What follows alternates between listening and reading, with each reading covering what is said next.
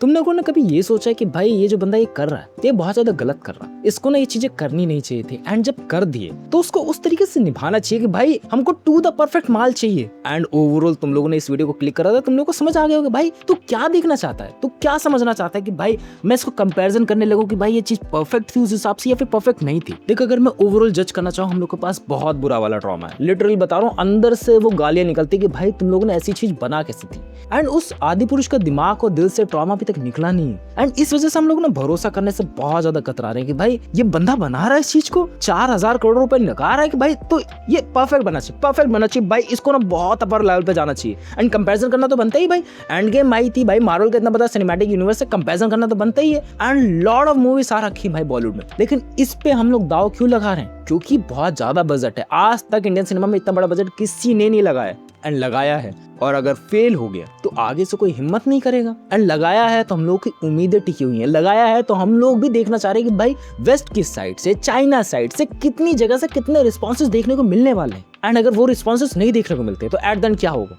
And then बुरा से बुरा ये हो सकता है कि भाई आगे से कोई उतना बड़ा प्रोजेक्ट लेगा नहीं अपने पास, एंड अगर उतना बड़ा प्रोजेक्ट लेगा, जेन्युइन सी बात हो रहा है, अगर उतना बड़ा प्रोजेक्ट लेगा तो वो पूरा बैकअप में प्लान लेके चलेगा कि भाई मेरे को ना इस तरीके से पैसे कमाने हैं, इस तरीके से मैं म्यूजिक राइट्स बेच दूंगा, मैं ओवरऑल पैसे कमा लूंगा अच्छी तरीके से, वहाँ ऐसी चीजें कर दूँ, मतलब 10 तरीके की चीजें उसके बैकअप में चलेगी। वो ये नहीं सोचे कि भाई उसको सिनेमा क्रिएट करना है, उसको ये लगेगा पैसे कमाने बस। लेकिन नमित मल्होत्रा का जो ड्रीम है, मैंने ओवरऑल जितना भी बंदे को ऑब्जर्व करा, मैंने ओवरऑल जितना भी देखा इंटरनेट पे, बंदे की ओवरऑल ड्रीम है वो भाई इस चीज को ना ऐसे तरीके से पोर्ट्रे करना है। मैं मान रहा हूँ कि भाई कमियां है, मैं ये नहीं कह रहा कि भाई इसके अंदर कमियां नहीं, कमियां है डेफिनेटली, एंड उन कमियों का ये मतलब है कि कहीं ना कहीं अभी भी बैकएंड में वर्क करा जा रहा। एंड एडिटर्स की तो हालत बहुत ज्यादा ही खराब कर रखी होगी इन लोगों ने बैकएंड में भाई, 3-4 महीने रह रहे हैं, तो सोचो भाई कितना ज़्यादा काम करवा रहे हो। मैं डेफिनेटली कह रहा हूँ कि भाई ये लोग इंप्रूवमेंट करने के लिए रेडी बैठे हुए हैं, बट फुल फ्लैक्स चीज़ें निकल के नहीं आई। तुम लोगों को नहीं पता कि भाई एंड रिजल्ट अभी क्या होने वाला है, एंड हम लोग ना अभी अंधेरे में तीर मारने वाला काम कर रहे हैं। इन्हें भी शायद से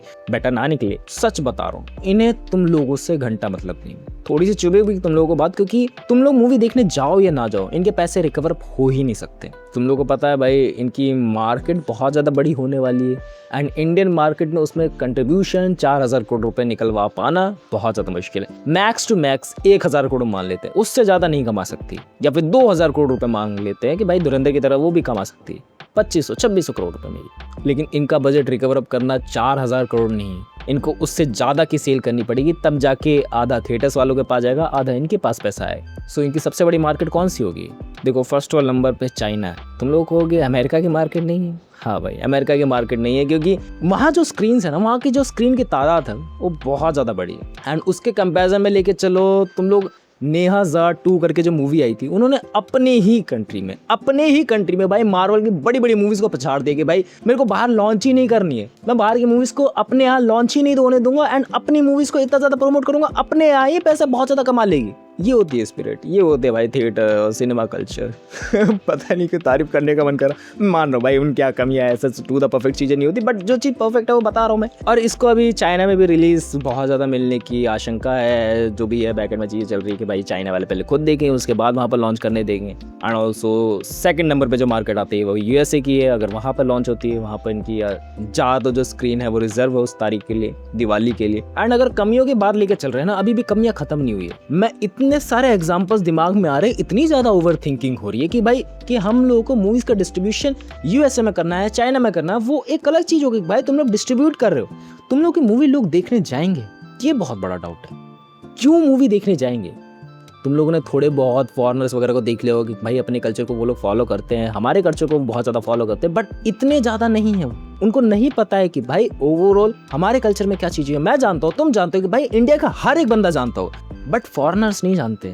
उनको तुम लोग कैसे टैकल करोगे? अब तुम लोग मुझे आर्गुमेंट बहुत सारे दे सकते हो कि भाई इन्होंने कास्टिंग इस हिसाब से करी है, इन्होंने स्क्रिप्ट इस हिसाब से लिखी होगी may be, and also in लोगों ने प्रमोशन उस टाइप से करा होगा, मूवी के स्टार्टिंग फेज में ये सब चीज़ें बता के लेके चलेंगे जिस हिसाब से सब चीज़ें क्लियरिफाई होए। मैं मान रहा हूँ तुम लोग की बात को, बट फिर भी वी नीड अ रीज़न, क्योंकि तुम समझो ना कि हम लोग के तो इमोशन है ही कि भाई हम लोग इमोशंस में देखने जाएंगे, या फिर जहाँ पर भगवान राम का नाम आ गया हम लोग देखने जाएंगे ही जाएंगे।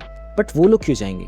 उनके पास एक रीज़न होना चाहिए कि भाई हाँ शायद से बेटर स्टोरी हो may be, but better story तो बहुत सारे मूवी मेकर कर रहे हैं भाई, बहुत सारे मूवी बनाने वाले बंदे बना रहे हैं मूवी, उनकी मूवी भी नहीं चल रही है।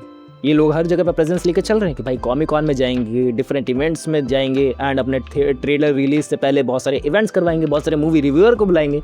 मुझे नहीं बुलाया बाय द वे।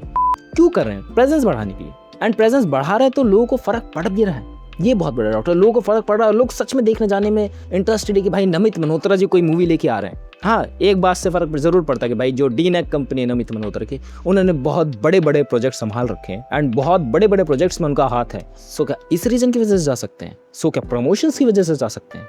देखो, ये रीजन तभी क्लियर आउट होगा जब ये मूवी चलेगी एंड उन लोगों के रिस्पॉन्सेज देखने को मिलेंगे। हाँ, तुम लोगों ने से बहुत सारे फॉरेन यूट्यूबर्स के रिव्यूज देखे होंगे ट्रेलर के राउंड ऑफ की, भाई जो देखते हैं इंडियन चीज़ों पे ज़्यादा रिएक्ट करते हैं, बट वो बहुत कम है। उनके चैनल पे भी इंडियन ऑडियंस ही ज़्यादा जाती है। एंड अगर तुम लोग मेरे मुंह से कंपैरिजन सुनने आए थे कि भाई ये एंड गेम से बेटर होगी कि क्या नहीं होगी, इसका बजट उस लेवल का होगा कि नहीं होगा, देख तुझे ऑलरेडी पता है मार्वल का एक सिनेमैटिक यूनिवर्स ऑलरेडी एस्टैब्लिश बैठा हुआ है। मैं उससे कंपैरिजन कर ही नहीं रहा हूँ जानबूझ के। टाइटल में मैंने ज़रूर डाल दिया है थोड़ा बहुत क्लिकबेट तुम लोगों को करने के लिए, सॉरी फॉर इट। देखो, खुद समझो, बात समझो कि भाई एंड गेम का जो ओवरऑल बजट था एंड जो रामायण का ओवरऑल बजट है वो भी 2 पार्ट में स्प्लिट है। लाइक रामायण का दोनों पार्ट्स का budget around of 4000 crore rupees है एंड गेम का सिर्फ 2000-2500 करोड़ रुपए के अराउंड ऑफ था। एंड अगर उसमें इन्फिनिटी वॉर का भी डाल दिया जाए तो 4000 करोड़ उनके भी बन जाते। एंड उन्होंने उससे ज़्यादा पैसे इसलिए ही कमाए, वो आई थिंक सेकेंड नंबर पे इसलिए ही चल रही है क्योंकि उनका ऑलरेडी एस्टैब्लिश यूनिवर्स है, क्योंकि उनकी कॉमिक्स कब से आई, उनकी मूवीज कब से चल रही है। स्पाइडरमैन की बात ले लो भाई, बचपन से जानते हुए आ रहा है उस बंदे को, वी आर कनेक्टेड उस फैंटेसी वर्ल्ड से, बट वो लोग हमारे कल्चर से कनेक्टेड हैं कि नहीं, ये देखने वाली बात हुई। एंड तुम लोग सोच रहे हो कि भाई कुछ आंसर तो देखे जा कि भाई इस चीज़ का कोई कंक्लूजन तो होगा कि मे बी भाई वो लोग पसंद करते होंगे, मे बी भाई वो पसंद नहीं करते होंगे। I don't have any answer, literally बता रहा हूँ, I don't have any answer. Example लेके चलते, we love the Spiderman, we love that fantasy world of the Marvel. क्यों प्यार करते हैं नहीं पता। हम लोग स्टोरीज से कहीं ना कहीं कहानी सुने, रिलेटेबिलिटी से नहीं पता, मे बी इसमें भी वही फैक्टर निकले। मैं ये नहीं कह रहा कि भाई फैंटेसी वर्ल्ड, मैं कह रहा हूँ भाई अपना कल्चर है, तो वो हमारे कल्चर से कैसे रिलेट कर पाएंगे, वी डोंट नो इट। शायद से उनकी लर्निंग्स को लेके, शायद से अहंकार को लेके, शायद से कामनेस को लेके मे भी रिलेटेबल नहीं है। बाकी जाते जाते थोड़ी सी इन्फॉर्मेशन तेरे मुंह पे और फेंक के मारता हूँ कि भाई इसने 4000 करोड़ रुपए में से बहुत सारे पैसे रिकवर अप ऑलरेडी कर लिए हैं अपने म्यूजिक राइट्स को बेच के, और अपने ओवरऑल डिस्ट्रीब्यूशन को बेच के, एंड ऑल्सो OTT की डील्स करके। या इसने बहुत सारे पैसे रिकवर अप करे हैं, लेकिन इसको और भी ज़्यादा ऊपर जाना। इसका बजट ये नहीं कि भाई वो सिर्फ 4000 करोड़ रुपए कमाए, समझ रहे हो ना मेरी बात। कम से कम मैं नहीं एस्टिमेट करोगे भाई, मेरी एक्सपेक्टेशन में पानी फिर से। मैं कह रहा हूँ और भी ज़्यादा इसका गोल है, बड़ा स्केल है।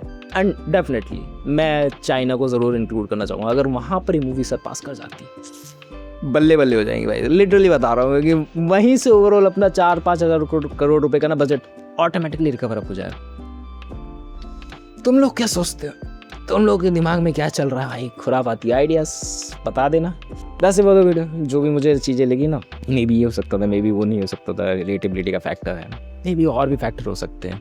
तुम लोगों को क्या लगता है? तुम लोगों के पास कोई एक प्रॉपर पॉइंट ऑफ व्यू है कि भाई ये चीज़ चल सकती है, ये चीज़ नहीं चल सकती? बताना कमेंट करके। मिलते हैं नेक्स्ट वीडियो में, बाय।